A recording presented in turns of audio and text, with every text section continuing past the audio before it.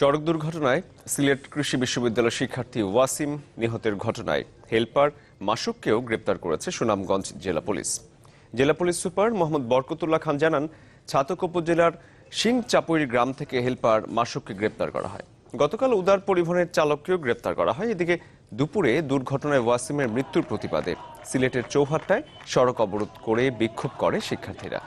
এ সময় তারা বাস চালক এবং হেলপারের সর্বোচ্চ শাস্তি, উদার পরিবহনের রোড পারমিট ও লাইসেন্স বাতিল এবং ফিটনেসবিহীন গাড়ি নিষিদ্ধ সহ বেশ কিছু দাবি জানান।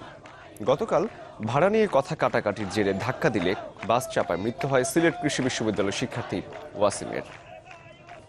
উদার পরিবহনের যত রুট পারমিট আছে সেই রুট পারমিট বাতিল করা হোক। সিলেট টাঙ্গাইল রুটে যাতে উদার পরিবহন আর না চলতে পারে। নিরাপদ সড়ক চাই, যেন আমাদের কোনো ভাই এবং কোনো বন্ধু বা আমাদের কোনো জুনিয়র কেউ যেন আমরা আর এই নিরাপদ সড়কের জন্য মারা না যাই। 20 থেকে 30 জন মানুষ প্রতিদিন মারা যাচ্ছে, তাদেরকে শুধু গ্রেপ্তারই করা হচ্ছে। গ্রেপ্তার করার পর তারা কোথায় যাচ্ছে? তাদের বিচার হচ্ছে না কেন? আমরা চাই প্রকাশ্যে বিচার হোক। আমাদের এটা এতটুকুই দাবি যে হেল্পার এবং গাড়ি চালক যারা ধাক্কা মেরে তাকে হত্যা করেছে তাদেরকে সুষ্ঠুভাবে শাস্তি দেওয়া হোক।